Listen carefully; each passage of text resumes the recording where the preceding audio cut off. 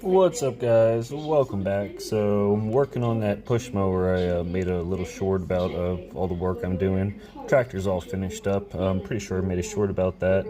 I haven't really looked at it or really remember what I've done, so it's okay. But I'm on the push mower and took the carburetor apart, and there's no clogs, nothing I can tell. So I went to take the carburetor apart even further, and then once I got to that float bowl, I found some water. I thought I saw some water droplets in there. If we go in here and I get this to work right, see that water down there?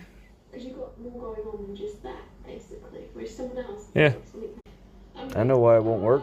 Ain't got no gas in it.